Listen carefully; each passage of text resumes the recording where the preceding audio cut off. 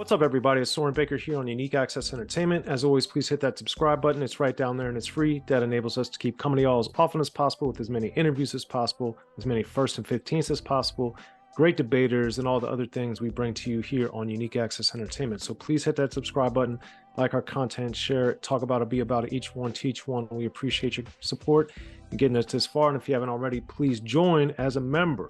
Trying to hit triple digits soon. So please join us as a member. Unique Access Entertainment, 3 different tiers, ways you could show your support, and definitely make sure you're subscribed, even if you think you already are, and watch a video or two while you're here on Unique Access Entertainment so we make sure we're in your algorithm. Now today for the 1st and 15th, I saw people talking about they liked the EP episode I did, and as I listened to all the current music that's coming out, and some of the recent music that's coming out, one thing I noticed was all these proliferation of all these deluxe albums we get. And that was making me think, even shockingly in whether they're super big artists or not as big, even if they have a big name, they're not streaming billions and billions of things. They might be streaming millions. One example of that, of course, is Conway the Machine back in 2020 did From a King to a God, a deluxe version.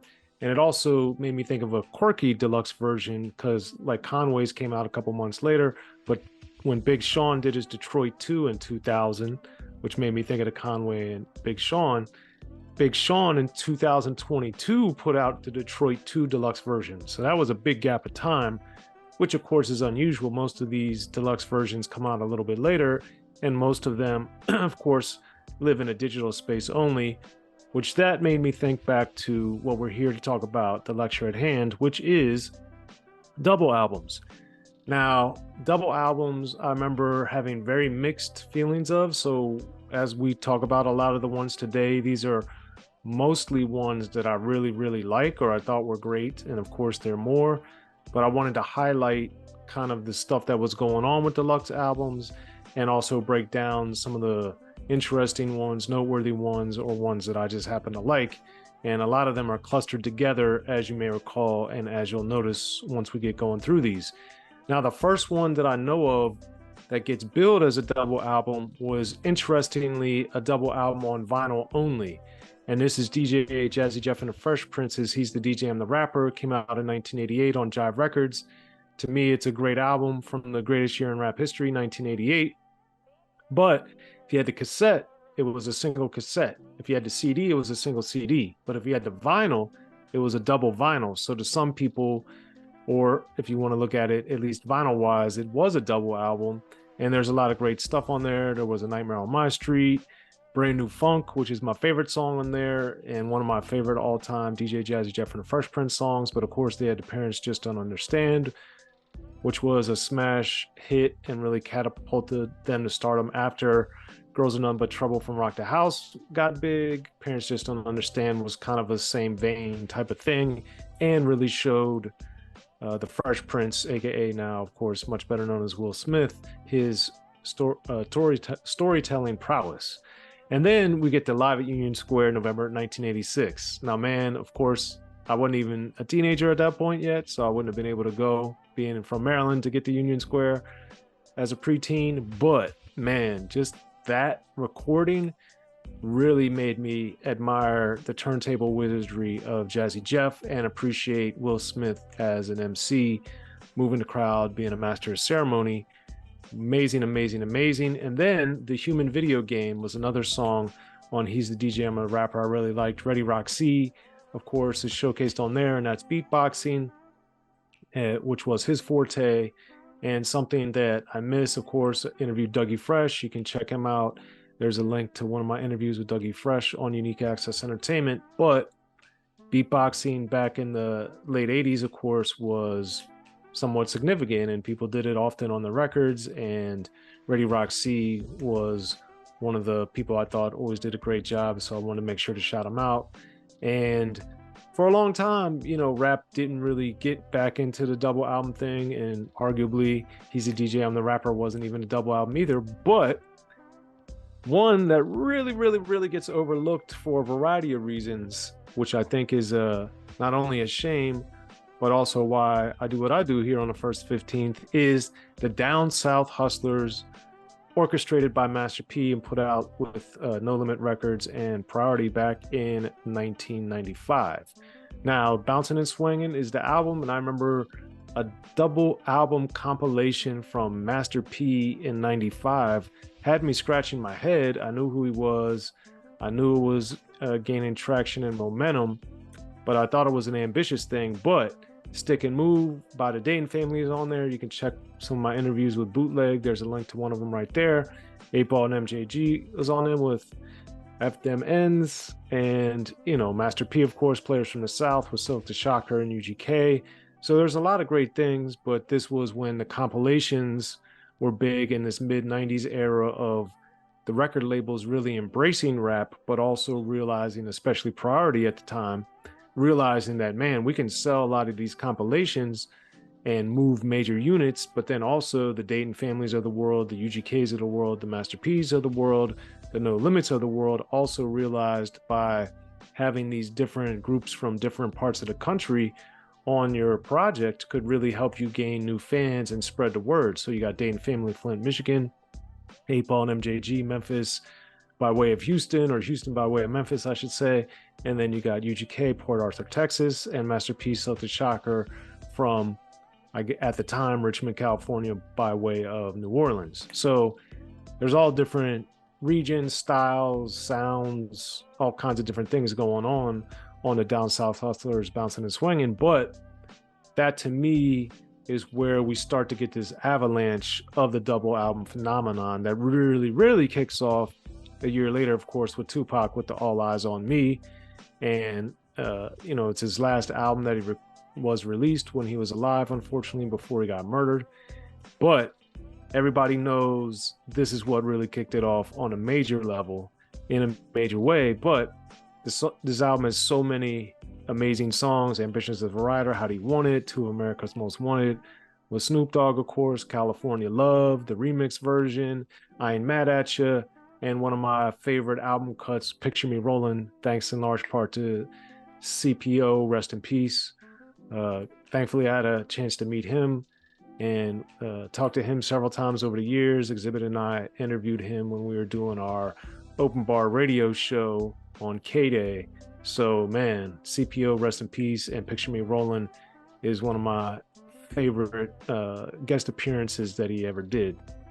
And that all came through All Eyes on Me.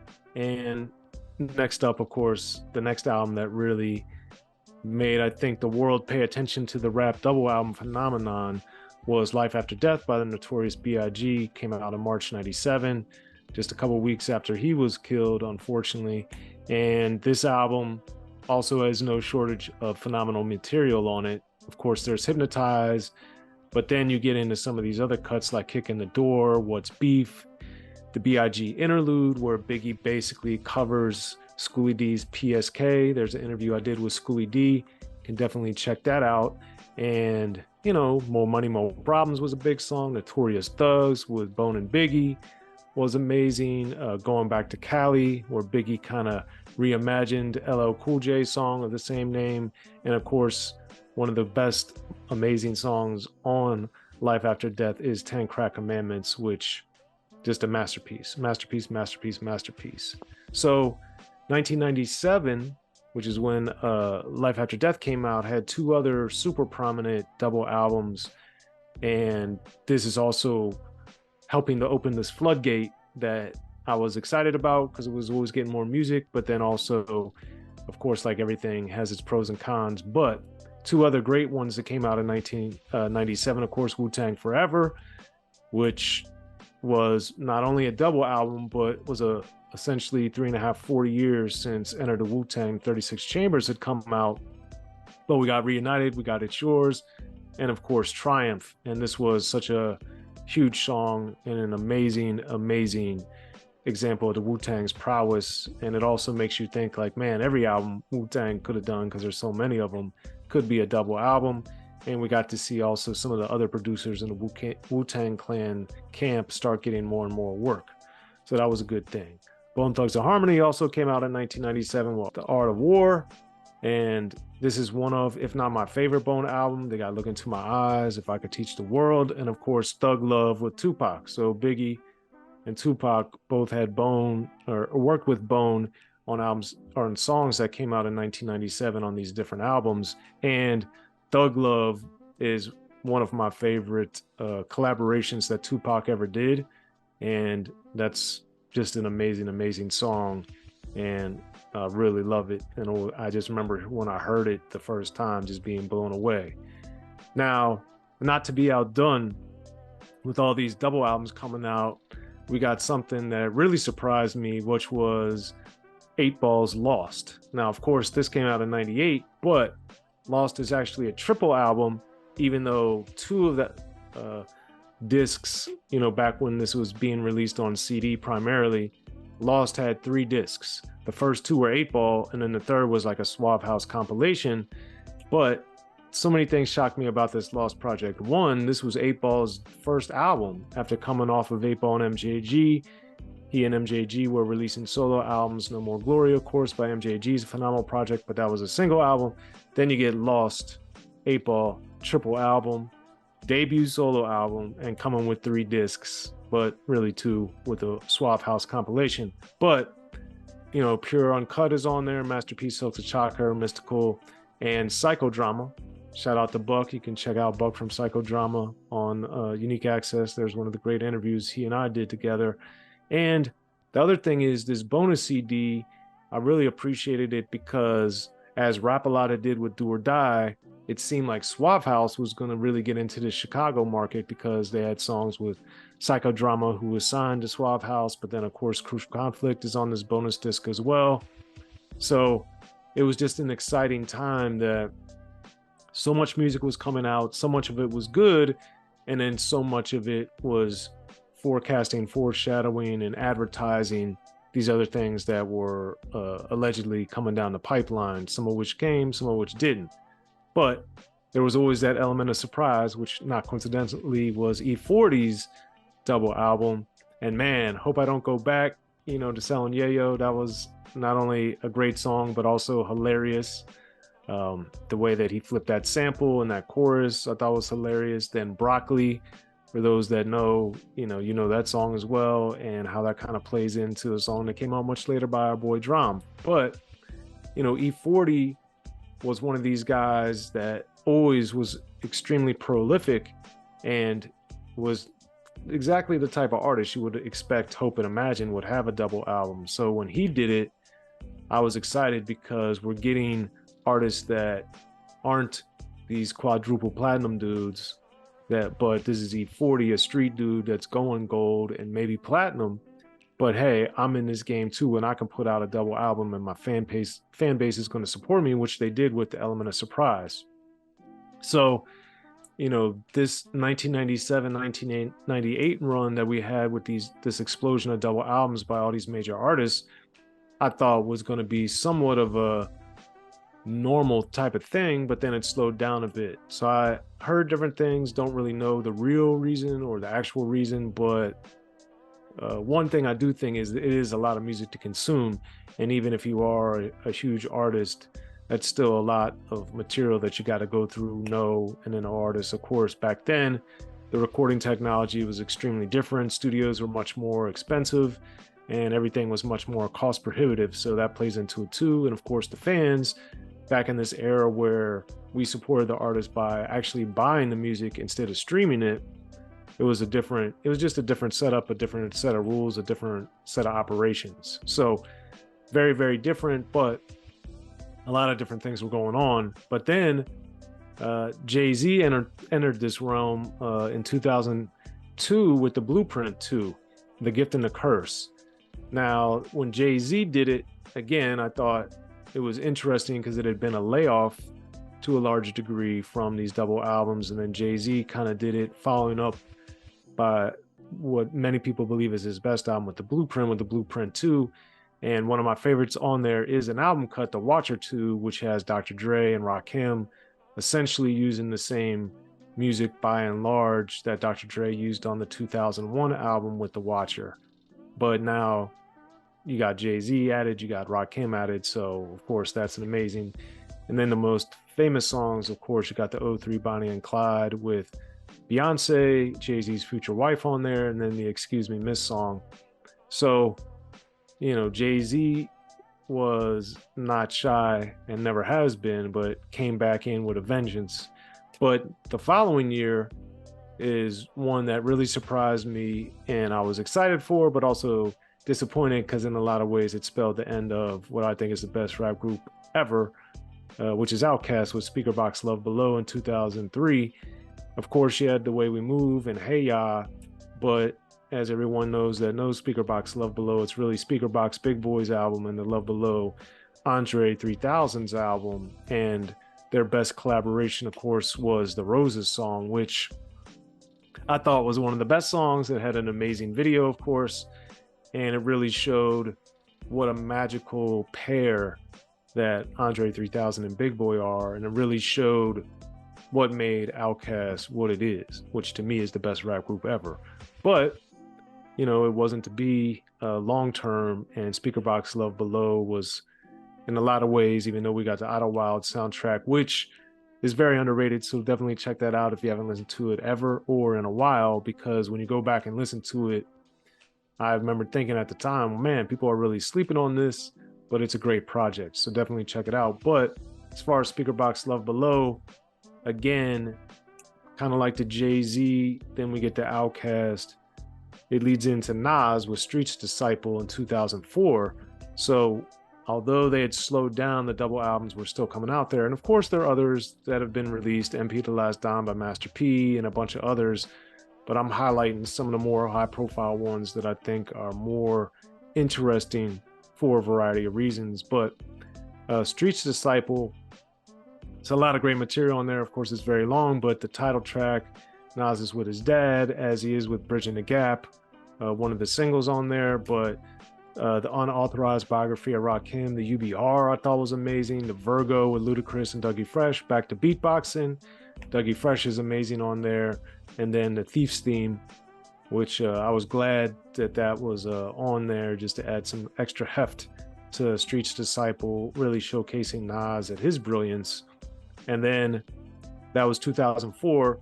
And really, as things go, as technology changes, all these different changes are going. We're going into online, we're going into digital, we're going into Napster and MySpace and all these different online endeavors. But my boy Vince Staples, my favorite artist of the 2010s on, had Summertime '06.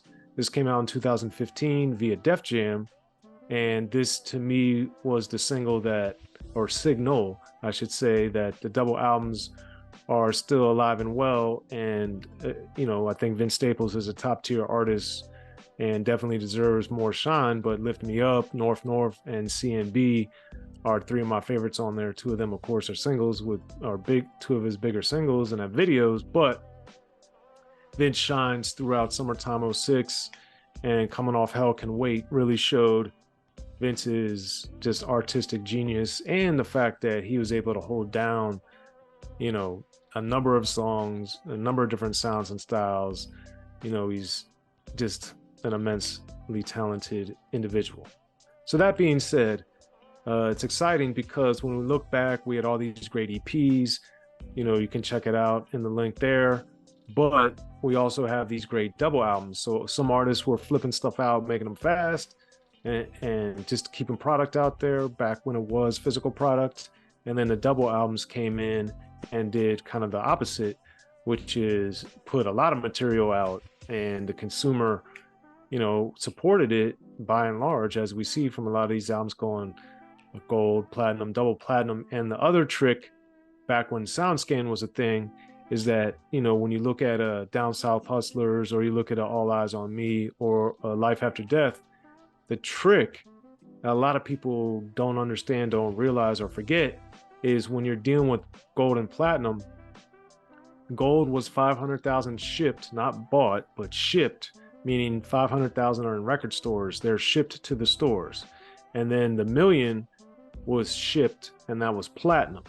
But with a double album, it doubled up. So for every one copy of All Eyes on Me, or Ready to Die, or Summertime '06, or Street's Disciple that were sold, it counted as 2 sales. So when you hit 250,000, you were gold. When you hit 500,000, 500,000, you were platinum. And so it just kept going from there. So I see a lot of people talk about some of these albums I mentioned are diamond, which in some ways is correct, but they really sold around the 5 million copy range. They didn't sell 10 million separate copies of the album. They sold 5 million. And because it counted twice, it was diamond. And then back to my EPs thing, it was, you know, a similar type of deal where they counted differently than the double albums. So anyway, all that to be said, a lot of interesting stuff here on the 1st and 15th, and thinking of these deluxe albums, you know, as I said, just thinking of the Conway Machine and the Big Sean back in 2020. And then as I was looking at all these albums that are coming out now, and almost all of them, whether they're Eminem, one of the biggest artists, or Drake, or someone that's an underground star like Conway, it doesn't matter your size per se of fans or your fan base. It's really about, are you putting out deluxe projects, which to me made me think of the double albums. Anyway, there are a lot of double albums I didn't mention. As always, hit us in the comments. Let us know what you think. Double albums you really liked I didn't mention, or what you think of this overall video. We really appreciate your support. While you're down there, subscribe. Make sure you're subscribed. Please join us here on Unique Access Entertainment. Thank you for watching me on the 1st and 15th. I really appreciate your support, and looking forward to more stuff coming soon on Unique Access Entertainment. I'm Soren Baker, all social media at Soren Baker, and support us all social media at Unique Access Entertainment. Catch me next time on the 1st and 15th.